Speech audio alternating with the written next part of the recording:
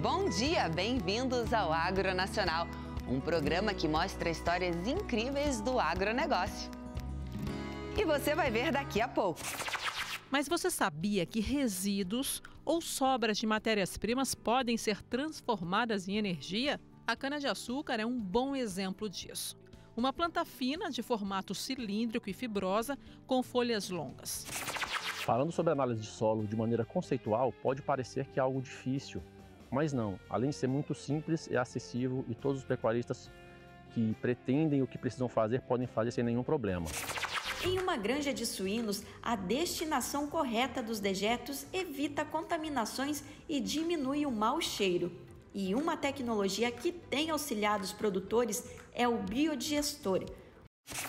A CPR Verde é um documento que permite a negociação de entregáveis ambientais, ou seja, a negociação de ações como a de preservação de nascentes, biodiversidade, redução de gases do efeito estufa a partir de títulos verdes que representam a floresta em pé ou a mata nativa existente em uma determinada propriedade rural ou até mesmo em reservas legais. A síndrome da má absorção, mais conhecida como síndrome de refugagem, acontece quando os frangos demonstram um comportamento diferente dos demais, quando não comem, não bebem, não se locomovem ou até apresentam uma cor alterada, mais esbranquiçada. Isso acontece principalmente com as aves mais novas. De manhã cedo eu venho, passo no aviário, faço meu serviço tudo. Aí durante o dia dou aquela passada para estimular eles no consumo da água e da ração. Isso aqui é um desafio, né? Porque todo lote para mim é um desafio, sabe? Porque tu entrar num lote que tem aqueles pintinhos pequenininho e tu saber que tu vai pegar inverno, verão, calor, frio, é tudo um desafio todo dia, né? O termo ESG quer dizer Social, Ambiental e Governança. A sigla substitui a palavra sustentabilidade no ambiente corporativo. Ele encanta. Primeiro, por ser um cavalo preto, bonito, né? Ele encanta. E é um cavalo que realmente ele sabe o que faz. Um cavalo muito bom de sela, um temperamento muito bom, muito dócil.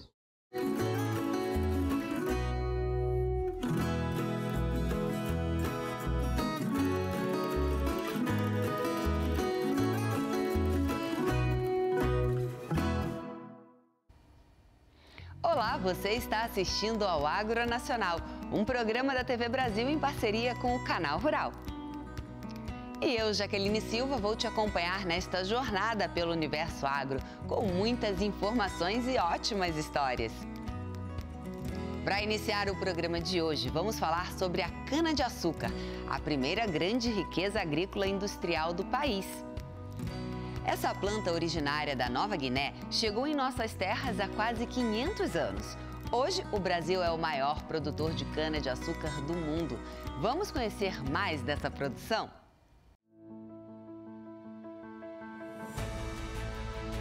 A verdade é uma só.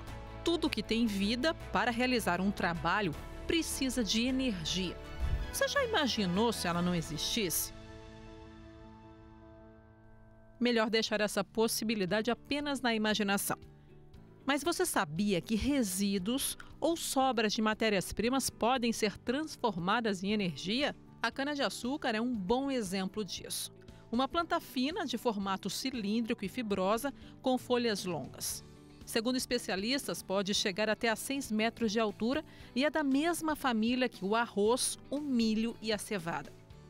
Veio da Nova Guiné e se adaptou muito bem a locais de clima tropical como o Brasil. Inclusive, representou a primeira grande riqueza agrícola e industrial do país.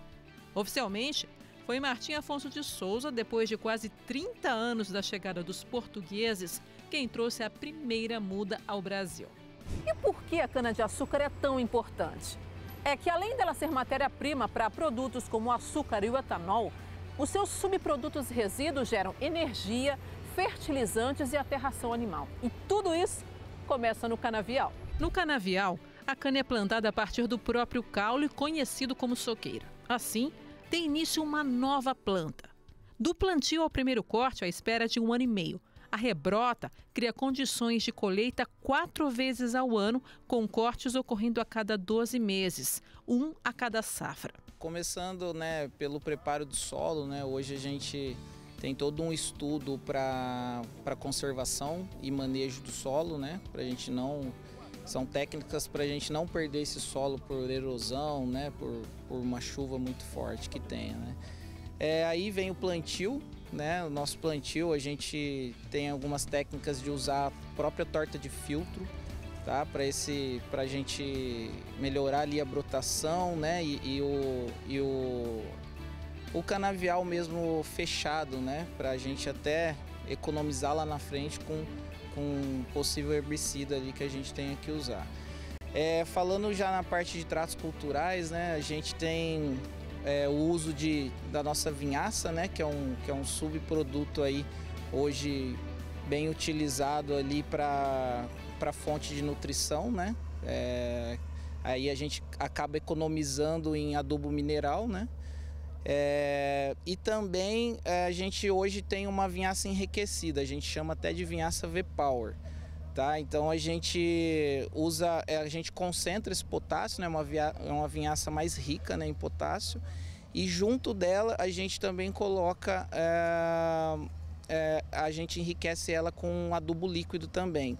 Então isso ajuda em quê? Primeiro, a gente está usando um subproduto, a gente está economizando em adubo mineral e a gente está reduzindo o tráfego de máquinas no canavial, Então, para você ter um canavial com mais longevidade, e também você acaba reduzindo uma operação, então acaba reduzindo a emissão de gás carbônico na atmosfera, O drone também auxilia no processo. Hoje, a primeira etapa do processo de plantio e do cultivo da cana começa na topografia.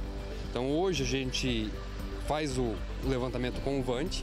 Então através das imagens que ele tira, a gente coloca num software de processamento, ele gera um ortomosaico. Então a gente tem, a visão que hoje, da terra, a gente como não consegue enxergar muito, do alto a gente consegue enxergar todas as bacias do terreno, e aí que a gente começa o projeto digital no talhão, na fazenda em questão que vai realizar o plantio. A gente começa com a conservação, com a sistematização da área, aí em sequência vem o preparo, vem o plantio e aí em contrapartida vem a colheita. Só que o Vant, hoje na agricultura, antigamente, o tempo que eu demorava, muito tempo para vistoriar o canavial inteiro, hoje, com a imagem, em horas eu consigo saber um resultado da saúde do canavial e da vitalidade dele. E quando o assunto é o combate a pragas, um manejo integrado entra em cena.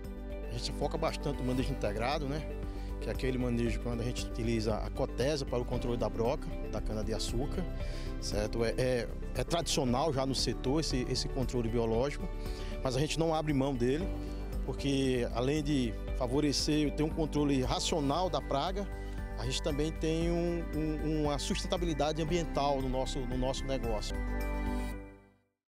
É muito legal conhecer um pouco mais sobre a história da cana-de-açúcar e perceber a evolução do plantio no Brasil, E para você ter um bom plantio, é essencial ter um solo fértil. Existem várias técnicas para torná-lo produtivo. Uma das principais etapas é a análise do solo, a ação que permite identificar quais são os cuidados específicos e nutrientes necessários para garantir a fertilidade do solo.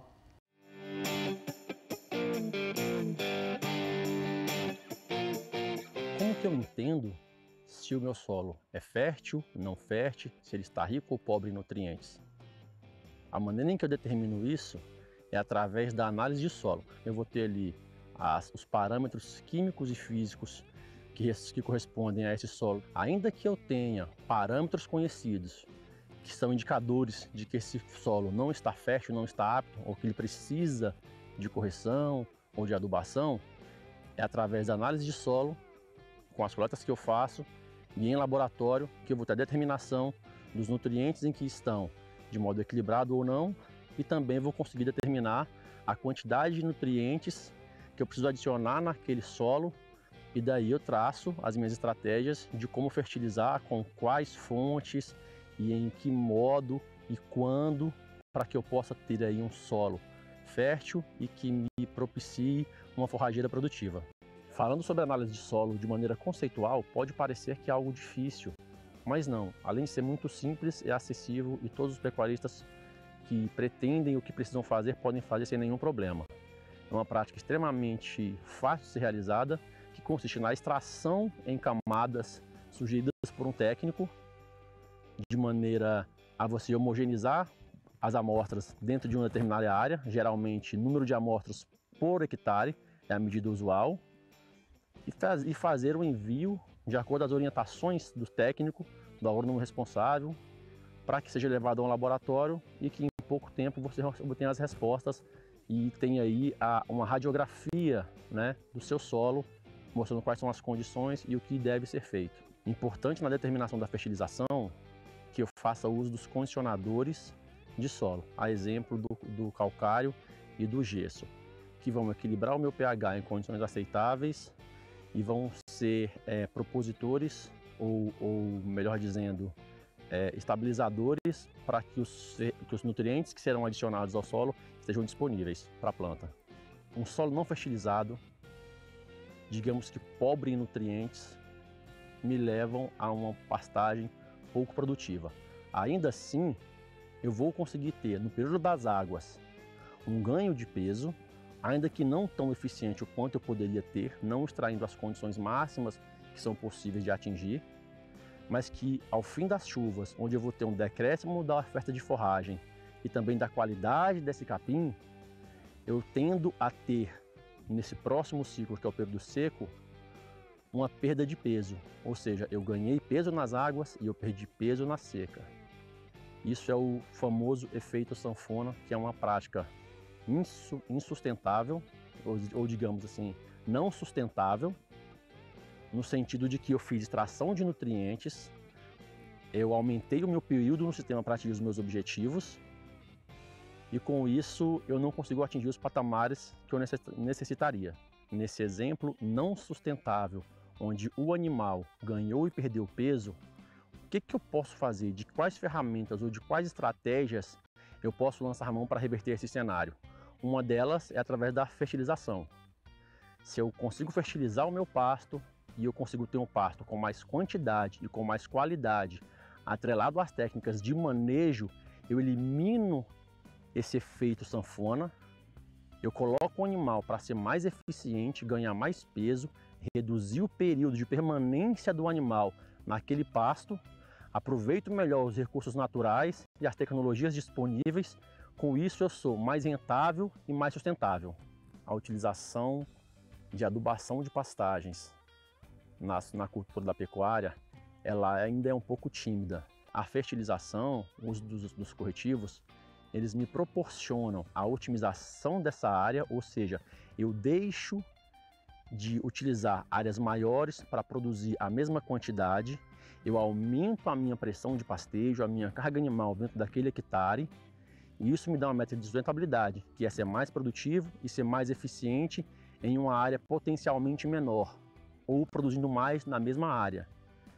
Isso aí me traz essa métrica de sustentabilidade e também de rendimento econômico, garantindo a otimização, patamares bem elevados de produtividade, coisas de 3, 4, 5, 10 vezes mais produtividade quando comparado com pastagens degradadas, não fertilizadas. É uma tecnologia que precisa ser encarada com um pouco mais de, digamos, bons olhos para adotar e entender as possibilidades e os benefícios que eu posso ter com essa atividade. Pode ser utilizada por pecuários de pequeno, de médio, de grande porte, e que a gente tem que falar cada vez mais sobre esse assunto, sobre todas as métricas possíveis e tecnologias disponíveis para garantir sucesso e sustentabilidade.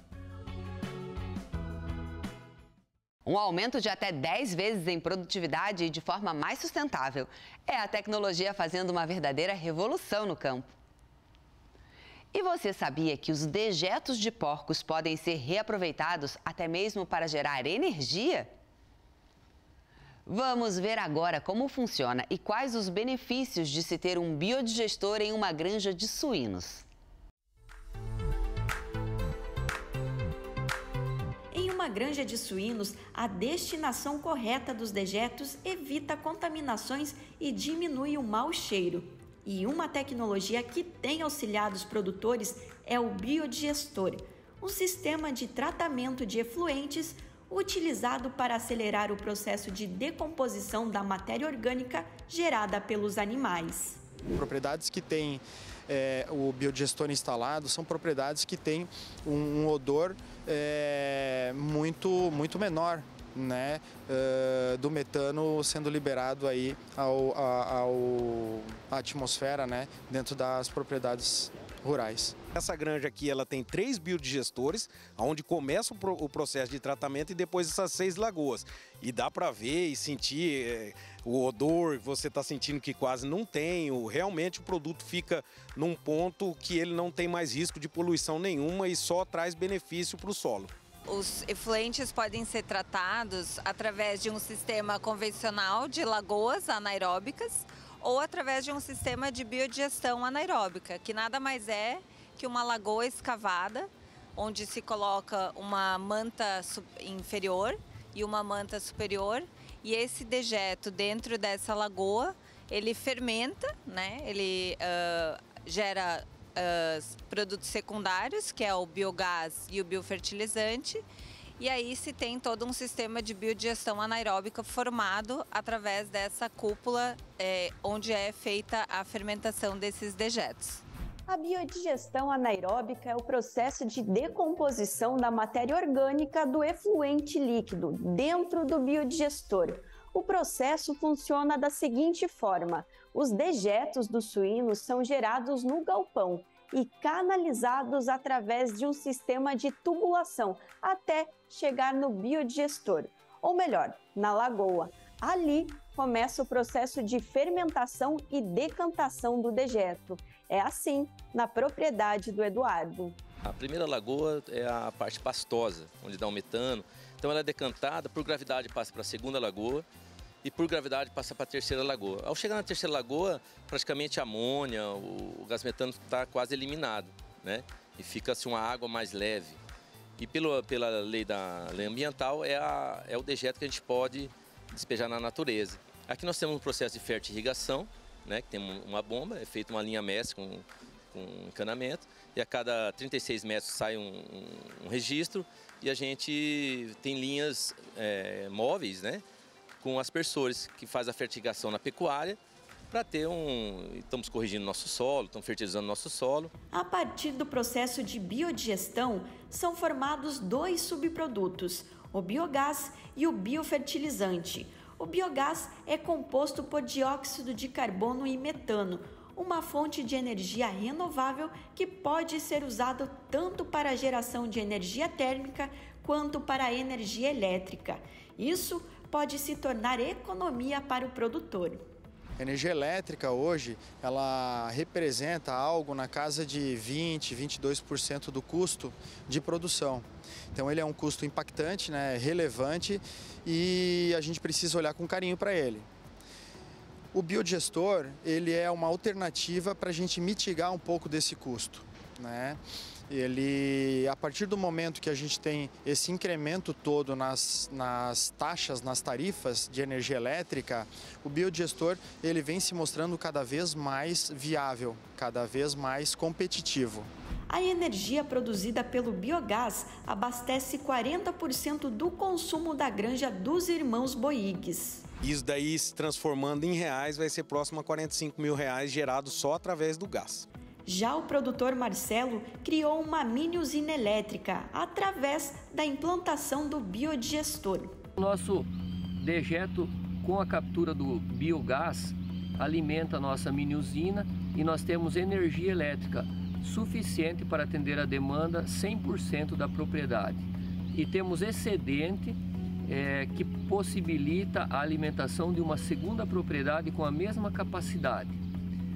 A partir do sistema de tratamento do biodigestor, nós continuamos o nosso tratamento através de lagoas de decantação e no final do tratamento, nós utilizamos o dejeto para fertirrigação de pastagem. Além da produção da energia elétrica, há uma tendência em transformar o biometano, que é um produto derivado do biogás, em combustível sustentável.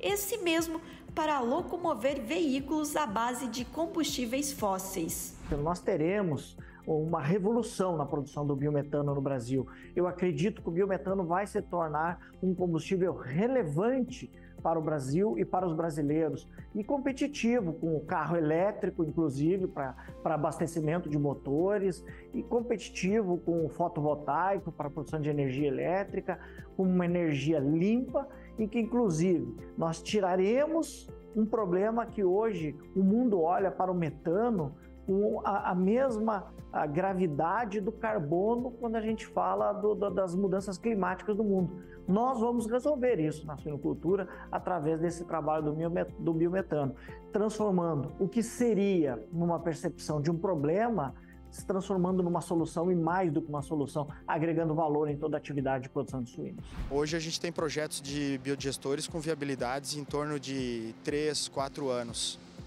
Dependendo da escala da propriedade, até num período menor. Então, é algo extremamente vantajoso, né, do ponto de vista econômico e do ponto de vista ambiental também, né? Quando eu acabo convertendo o metano, que é liberado através da fermentação do dejeto nas esterqueiras, para a atmosfera, e eu faço essa captura, realizando a queima deste metano, eu transformo ele em CO2. Esta queima, esse processo de transformação do metano em CO2, ele reduz o potencial de poluição da atmosfera em torno de 28 vezes. Práticas sustentáveis que retornam financeiramente. Além de você dar sustentabilidade ao negócio, porque você está utilizando um subproduto que é gerado pela atividade, isso eu acabo transformando ele em financeiro, em dinheiro, né? Nós temos a viabilidade da granja, que é a rentabilidade com os suínos, né? Que é através da conversão dos lotes, e aqui a parte posterior, né? Que viabiliza mais ainda o investimento, porque nós vamos fertilizar nosso solo, tanto para a agricultura como para a pecuária, e consegue viabilizar a propriedade ainda mais.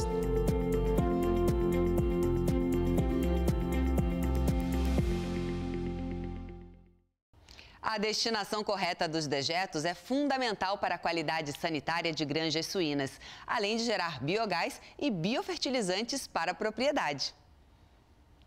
E não perca no próximo bloco. A CPR Verde é um documento que permite a negociação de entregáveis ambientais, ou seja, a negociação de ações como a de preservação de nascentes, biodiversidade, redução de gases do efeito estufa a partir de títulos verdes que representam a floresta em pé ou a mata nativa existente em uma determinada propriedade rural ou até mesmo em reservas legais. Chegou a hora de um rápido intervalo. Mas fique com a gente que o Agro Nacional volta já já.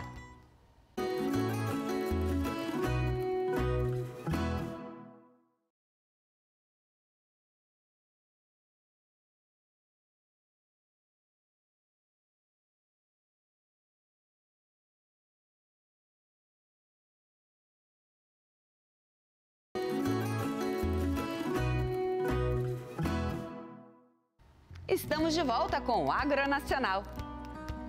E você vai ver daqui a pouco. A síndrome da má absorção, mais conhecida como síndrome de refugagem, acontece quando os frangos demonstram um comportamento diferente dos demais, quando não comem, não bebem, não se locomovem ou até apresentam uma cor alterada, mais esbranquiçada. Isso acontece principalmente com as aves mais novas. Vamos falar agora sobre a Cédula do Produtor Rural Verde. A CPR Verde é um título de crédito que financia atividades de reflorestamento e a manutenção da vegetação nativa em propriedades rurais. Vamos entender melhor como ele funciona na prática. A CPR Verde é um documento que permite a negociação de entregáveis ambientais, ou seja, a negociação de ações como a de preservação de nascentes, biodiversidade, redução de gases do efeito estufa a partir de títulos verdes que representam a floresta em pé ou a mata nativa existente em uma determinada propriedade rural ou até mesmo em reservas legais. Em outras palavras, é o chamado pagamento pela floresta em pé, em que o produtor rural, que preserva a vegetação nativa, recebe recursos financeiros em troca. O objetivo da CPR Verde é incentivar a preservação ambiental dentro do agronegócio. Na prática, funciona assim. Um produtor rural que tem um projeto de conservação da mata nativa, por exemplo, pode transformar essa iniciativa em um ativo a ser negociado com uma empresa ou instituição que queira fazer uma compensação de carbono ou proteger determinada área de interesse da biodiversidade. Para ser negociado, esse título tem que receber uma certificação de um ente independente. Essa certificação deve atestar, por exemplo, a quantidade de carbono que pode ser objeto da CPR Verde. Com a certificação em mãos, as duas partes vão definir as cláusulas referentes ao ativo ambiental, incluindo, entre outros pontos, as formas de pagamento, que pode ser feito também por uma conta-garantia. Vale lembrar que a CPR Verde pode ser emitida por produtores rurais, associações e cooperativas. A legislação determina ainda que os documentos com valor acima de R$ 250 mil têm que ter registro e que tal obrigatoriedade vai passar a valer para todas as cédulas emitidas a partir de 2024. O governo federal estima que esse mercado pode envolver até 30 bilhões de reais em operações em um período de 4 anos. Uma ótima iniciativa que recompensa os produtores rurais e ajuda na preservação do meio ambiente, né? E agora vamos saber o que é a síndrome de refugagem, como ela afeta as aves em uma granja e quais os cuidados que os avicultores devem tomar para evitar essa doença.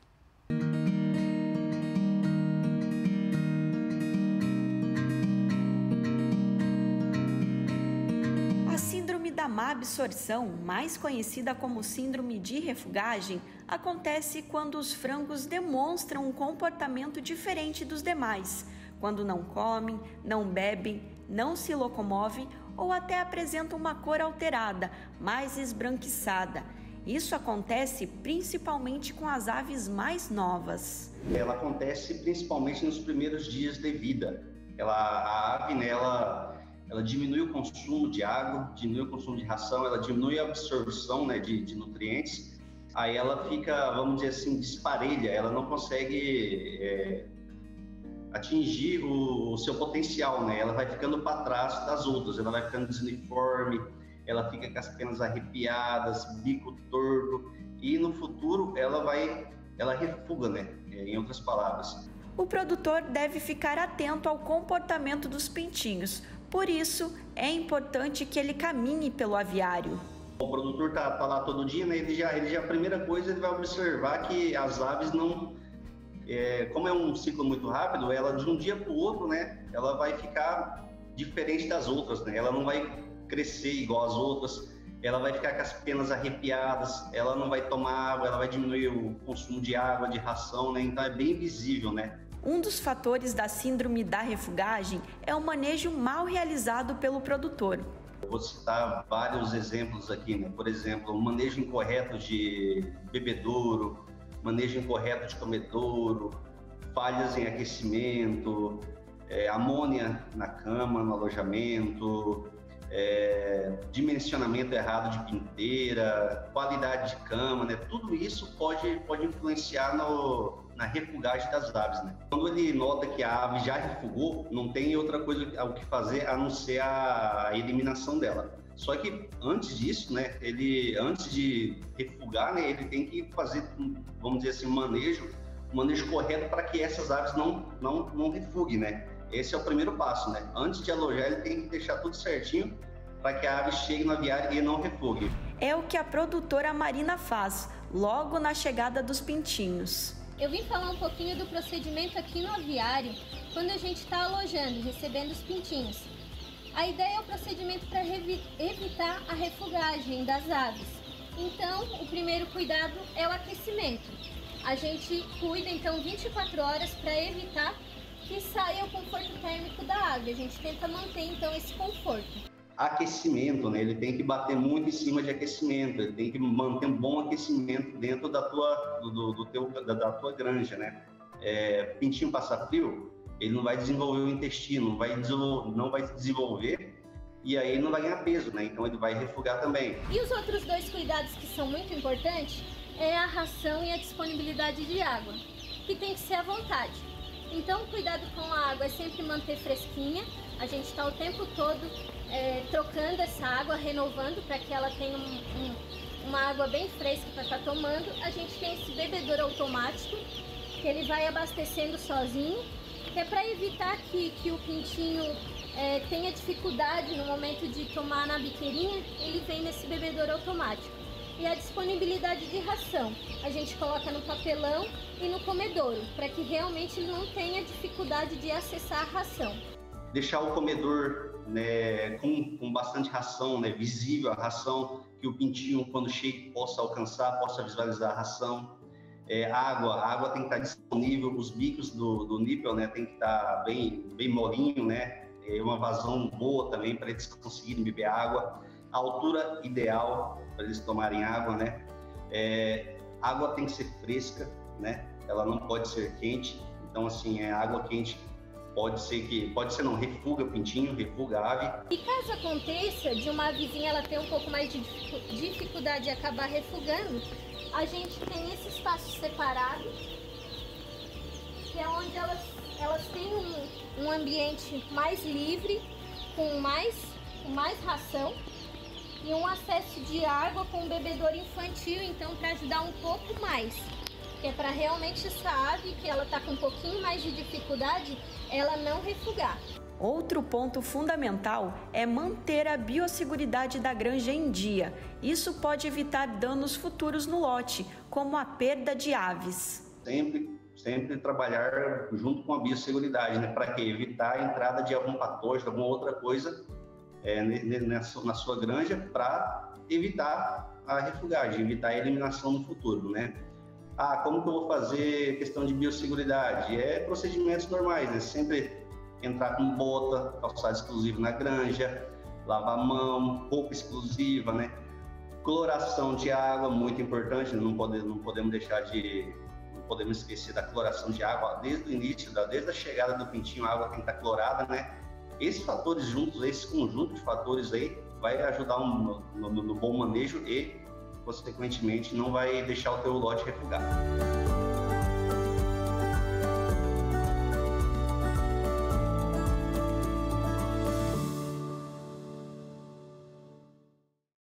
É super importante esse acompanhamento do avicultor para evitar a perda das aves e garantir uma boa produção. E por trás de tanto trabalho, existem famílias com histórias incríveis. Então agora nós vamos até uma granja no sul do país para conhecer a família Junkies. Um encontro em um baile dançante há muitos anos uniu o seu Lindolfo e Dona Estéria.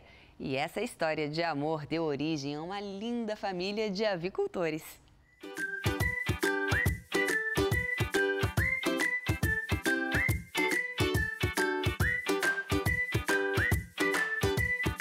Isso foi numa tarde dançante que a gente foi. Aí a gente se encontrou, e se viu um outro, gostou, começamos a dançar.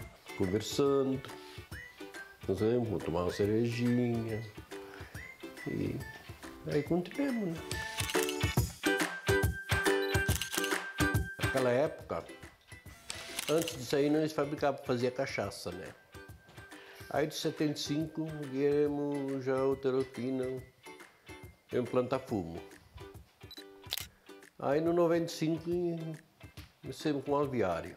Naquela época que tinha muitos aí, tinha alveário, né? E aí inventamos de botar um também, um alveário mais pequeno, tudo a manual. Aí no 95. E 96 já botei outro. Aí no 2010 botei esse que está funcionando lá embaixo.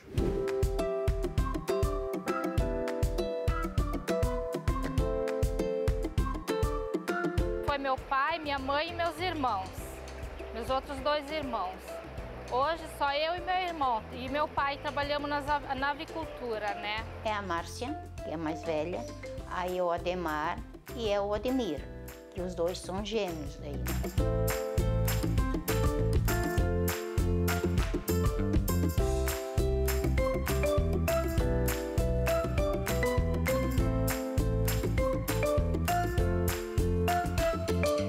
Eu tinha um tio que criava frango. Aí quando era novo, eu estava lá, algum final de semana. Aí lá trabalhando, aí houve a oportunidade de tiver frango aqui, se teve vaga para colocar aviário, aí construímos uma granja de 600 metros quadrados, que era para 6 mil frangos. Era tudo diferente do que é hoje, né? Era tudo manual. Aí no 96 construímos outra. Aí no 2002 fazemos um aviário, aí começamos com 18 mil frangos. Aí começamos a cuidar. Aí no 2009 teve outra oportunidade para construir esse aviário aqui. A água era tudo aqueles bebedouro, precisava lavar todo dia. E a ração era tudo nos tubulares, precisava todo dia colocar a ração. E hoje já não, hoje já é tudo automático, é bem mais prático. Dentro da aviária eles são muito determinados, muito trabalhadores, muito esforçados. De manhã cedo eu venho, passo no aviário, faço meu serviço tudo. Aí durante o dia dou aquela passada para estimular eles no consumo da água e da ração. Isso aqui é um desafio, né? Porque todo lote para mim é um desafio, sabe? Porque tu entrar num lote que tem aqueles pintinhos pequenininho e tu saber que tu vai pegar inverno, verão, calor, frio, é tudo um desafio todo dia, né? Sempre quando eu venho aqui, eles sempre estão dispostos a aprender, sempre mais. O resultado deles é muito bom e a gente sempre busca junto com eles a melhorar ainda mais esse resultado para que eles colham bons frutos, né? Todo o manejo, todo o cuidado, tudo que precisa, né, para o frango. Eles evoluíram bastante, tanto em questão de ganho de peso, conversão alimentar, e a gente sempre junto ali, que nem eu falo, eu venho fazer as visitas e no meio da visita a gente conversando, no meio do aviário a gente vai observando os pontos que a gente pode melhorar. Tu saber que no final ali tu vai entregar um frango de boa qualidade e daí chegar o técnico e te dar um parabéns assim que tu fez um bom lote, para mim para mim é gratificante. É um serviço que a gente faz aquilo que a gente gosta.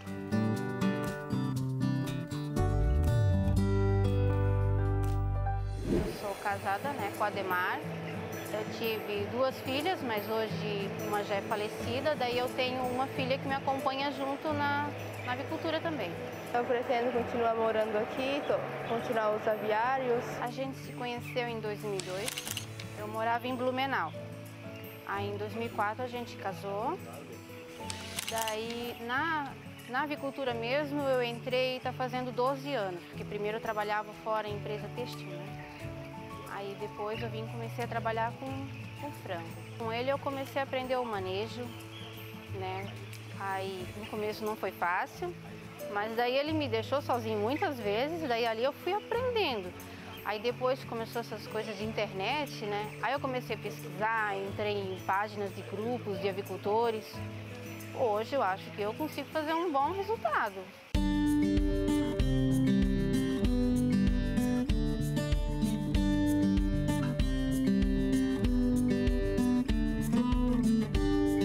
Eu segui o ramo daquilo que o meu pai me deixou.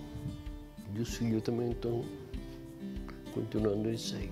O exemplo que eles me deram, que eu peguei deles, né, tudo. Hoje eu sinto orgulho deles. A família hoje é tudo. Se a família não é importante, o que é importante hoje?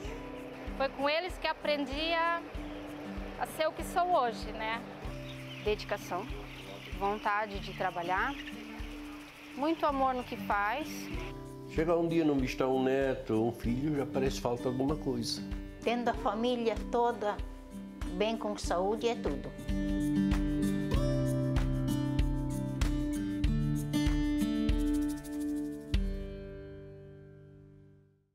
Que história bonita da família Junkies. E a dedicação à avicultura continua seguindo em cada geração. E ainda hoje no Agro Nacional. O termo ESG quer dizer social, ambiental e governança. A sigla substitui a palavra sustentabilidade no ambiente corporativo. Vamos para um rápido intervalo. Fique com a gente, o Mundo Agro passa por aqui.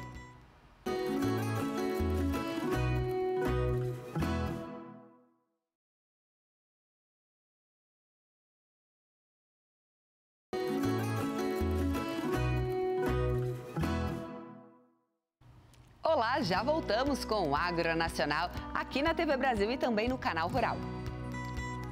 E não perca daqui a pouco. Ele andou para ganhar. Assim como ele andou muito bem na categoria, quando foi no grande campeonato também, ele falou assim, ó, eu tô aqui, viu? Não esqueça de mim não, viu? Campeão dos campeões nacional de marcha picada castrado 2022 é Imperador GLJ. A preocupação com o meio ambiente tem feito com que as empresas busquem cada vez mais práticas que sejam sustentáveis. Vamos saber agora o que significa a sigla ESG e por que apenas 1 em cada 5 brasileiros já ouviu falar desse termo tão importante. Você sabe o que é ESG? Isso impacta de alguma forma na sua vida?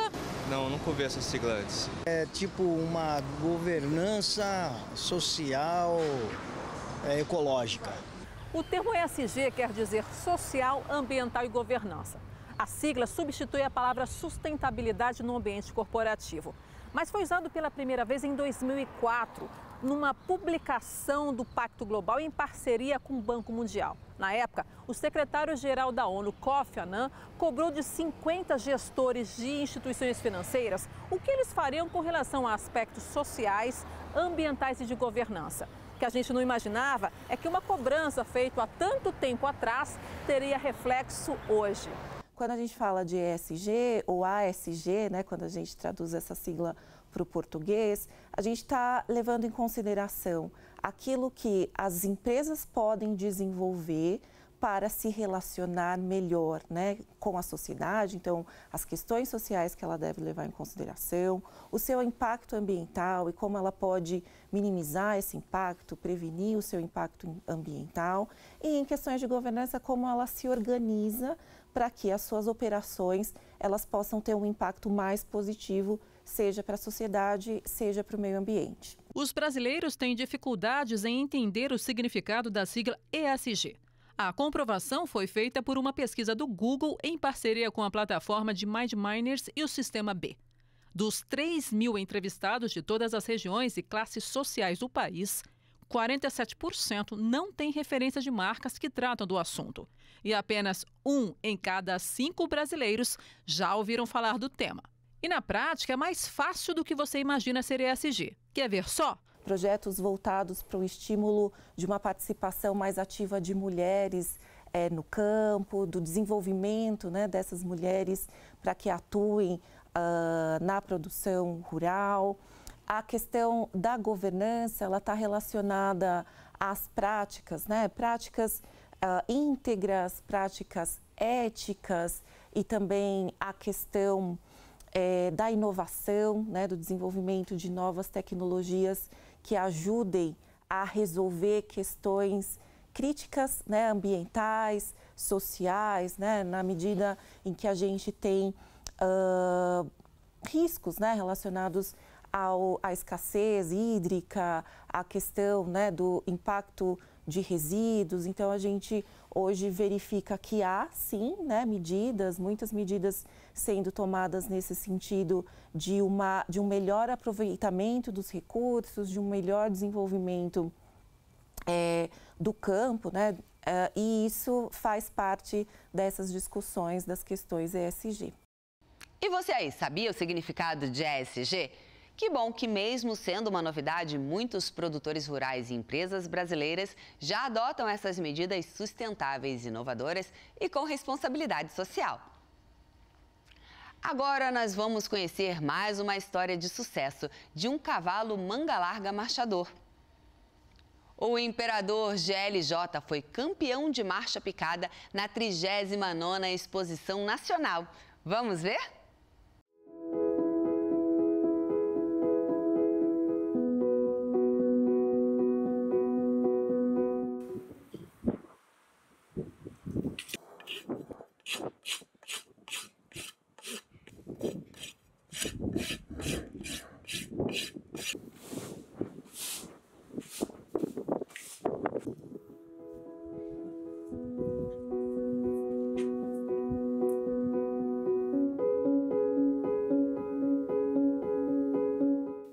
encanta.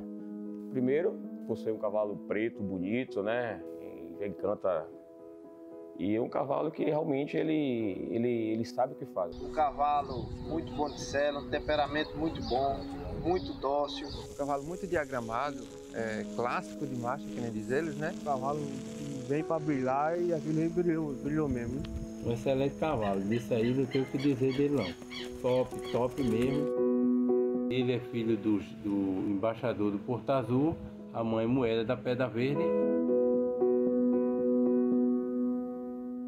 Era um potro, né, com uns 2 anos, maerado, mas aí eu comecei, depois, quando chegou a idade, né, de mexer e fazer todo o charreteamento, comecei a charretear ele, rodar ele, quebrar ele e já vi que ele era um cavalo com potencial. Ele começou a se mostrar com muito potencial, certo? Um cavalo pelagem preta, top de marcha, excelente de marcha. No meu tempo lá eu fiz umas 3 exposições com ele sempre se saiu bem.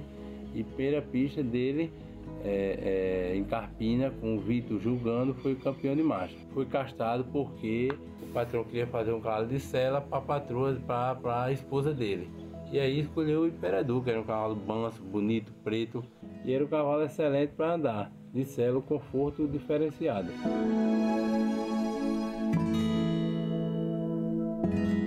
Eu que mexi no Imperador GLJ durante 1 ano e 6 meses.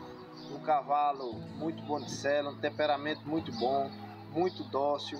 Saí com ele com exposição em 2021, fui campeão com ele na Festa do Cavalo aqui, em Gravatá. Um cavalo muito bom de sela. Ele é irmão da Caprichosa GLJ, que foi campeã das campeãs em 2019. Muito fácil de tocar, muito bom de mexido, temperamento muito bom, muito dócil. Cavalo que só deu alegria a nós aqui na fazenda. O Imperador está com a gente há 5 meses. Tinha visto ele no leilão. Na verdade, eu tinha visto ele antes, numa exposição há 1 ano e meio atrás, em Campina Grande. Inclusive, ele caiu com um cavalo meu na categoria. Ele é um cavalo muito bonito, um cavalo preto, forte, né? E um cavalo desse castrado e tal. E machador, muito machador o cavalo. Então, desde lá de Campina Grande, ele me encantou, né? E quando eu vi que a gente fez o nosso planejamento dos animais que iria para Nacional, a gente viu que estava faltando ali mais um castradozinho para compor o nosso time. Aí o Nilson me ligou, aí mandando eu ir lá, ver lá no Arabiporanga. Eu peguei e fui lá, realmente para eu ver se era bom mesmo o cavalo. Chegamos lá, montei no cavalo, gostei demais. Aí eu falei para ele, olha, esse cavalo é bom, aí se é bom mesmo eu vou comprar. Rapaz, foi uma química que bateu, colou, eu e ele. Na hora que ele chegou assim, aquele cavalo dócil, você pega ele na baia dele, sem cabelo, se pega nele todo canto, no pé, nas mãos, alisa ele. Aquele carinho que todos os animais querem, né? Aquele cara já se dá muito eu trato ele como trato os outros, mas sempre aquele tem um animal que acaba tendo aquele gostinho mais especial, né? Era eu que tinha por ele. Com pouco tempo, ele já veio mostrando bom desempenho e tal, e aí conversamos e falamos, vamos levar para uma exposição para te testar ele e tal. A gente foi para Festa do Cavalo com ele em Gravatá. Campeão de marcha, adulto castrado de marcha picada, Imperador GLJ. E lá ele foi campeão dos campeões. Campeão dos campeões de marcha castrado de marcha picada, Imperador GLJ. Saindo de lá, a gente foi para Nacional. A gente viu que de fato ele é um cavalo diferenciado. A gente viu que ele tinha potencial para isso e a gente foi continuando o trabalho sério e dando condição a ele, e ele mostrando realmente o que ele queria, que ele estava querendo pista, e a gente foi dando condição, e graças a Deus chegou na Nacional super bem, né?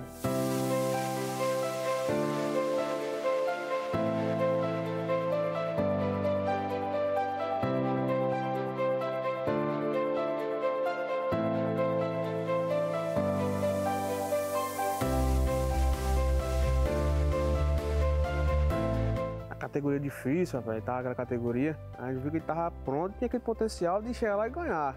Quando eu vi que os 2 animais, eles tinham se pegado na categoria, aí eu liguei para Ronaldo e perguntei, e aí, Ronaldo, beleza? Você vai montar em quem? Capaz para montar no Imperador. Eu falei assim, porra, beleza, vamos fazer o seguinte, monta no Atos, até porque você já tem já uma habilidade com ele já conhece o cavalo, já 2 cavalos na verdade, que prepara é Ronaldo. E deixa o outro para Gilberto montar. Pra gente poder, tipo assim, se um dos 2 passar, a gente brigar pesado no grande, né? Se caso venha passar um dos 2. E assim foi feito. Ele foi muito humilde, Ronaldo, ele assimilou isso muito bem. Aí ele passou o Imperador para Gilberto montar e ele montou no Atos. O melhor apresentador do Brasil, só Gilberto, toca ele aí e vamos ver se a gente ganha com ele aí. Uma coisa interessante na vida, principalmente da gente, é essa carreira, né, que a gente, nesse longo do tempo, eu acho que você vai construindo uma experiência, um aprendizado, é uma escola, né? Mas o cavalo estava muito bom, bem equitado, fácil de conduzir. Méritos para Ronaldo, né? Confiava nele já, né? Ele confiava, chegar ele ia ganhar nacional, não ser campeão. Era difícil, né? Começou um pouco nervoso no começo, depois que o juiz começou a montar nele, ele relaxou, ficou tranquilo, aí ele fez uma boa prova. Aí ele passou na categoria, unânime no árbitro lá. Ele foi campeão, o outro foi até primeiro prêmio de macho. Ele não estava lá ainda, na Nacional, assisti pela televisão, né? Torcendo, sofrendo. Só que eu vi que ele estava andando muito bem. Ele disse, pô, essa caninha tá bem, viu? Tá se destacando aí. Eu torcendo por 2, né? Claro, os 2 é escuro, né? Tanto o Atos quanto o Imperador. Só que ele realmente mostrou que ele é diferente. A gente fez a dobradinha, né? Já começamos bem, né? A Nacional, né?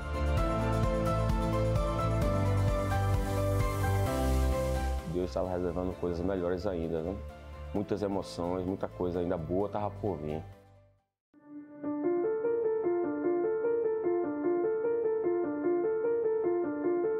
No grande campeonato, os amigos, né? Os amigos falam, rapaz, o cavalinho tá muito bem e tal.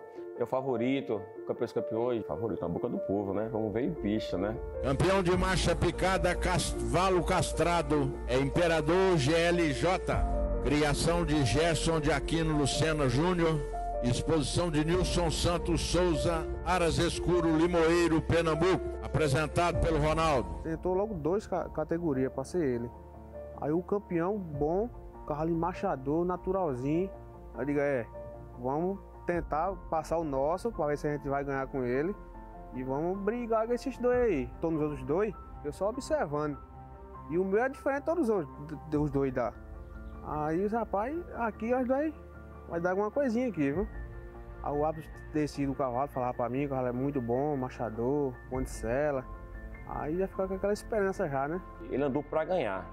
Assim como ele andou muito bem na categoria, quando foi no grande campeonato também, ele falou assim, ó, eu tô aqui, viu? Não esqueça de mim não, viu? Campeão dos campeões nacional de marcha picada castrado 2022 é Imperador GLJ. Criação de Gerson de Aquino Lucena Júnior, exposição de Nilson Santos Souza, Aras Escuro, Limoeiro, Pernambuco. O coração quase sai pela boca, né? Todos os resultados é emocionante demais, então esse não seria diferente, né? Imagine, campeão dos campeões. É um título máximo de nossa raça, né? Isso aí é uma coisa que não tem palavra, né? Meu primeiro título campeão dos campeão, me emocionei na hora, agradeci a Deus por esse momento. Tudo que eu precisava e queria tanto ganhar esse título, aí chegou lá e Deus me honrou com a nossa equipe toda, né? Vem de tratador, do cabo que bota no capim, entendeu? Veterinário. Aí todo mundo unido, a equipe unida vai longe, né? A equipe tem que trabalhar em círculo, né? Porque não adianta você querer fazer isso, eu vou fazer tudo. Você não consegue.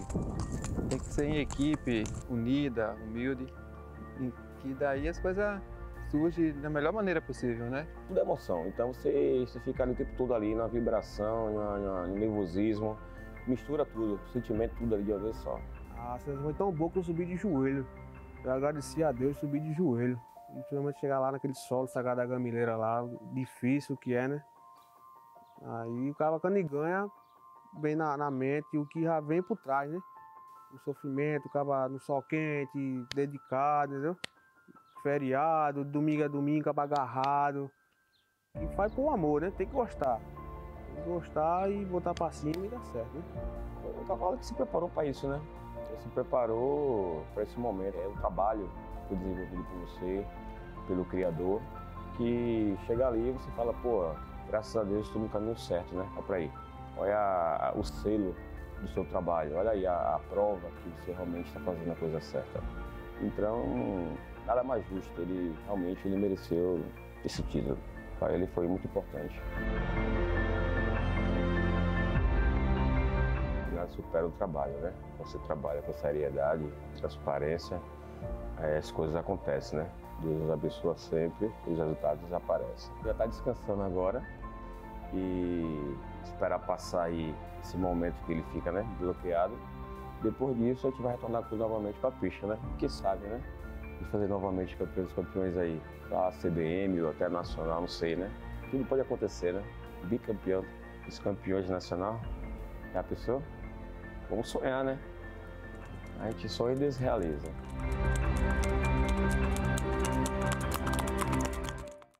O Imperador GLJ é um cavalo diferenciado, com ótima genética e muito bonito também. Parabéns aos criadores do Aras Escuro. E esse foi o Agronacional, uma parceria da TV Brasil com o Canal Rural. Na semana que vem estamos aqui de novo te esperando com mais notícias sobre o mundo do campo. Mas você também pode assistir o nosso programa na TV Brasil Play e nos seguir nas nossas redes sociais da TV Brasil. Obrigada pela sua companhia e até semana que vem. Tchau!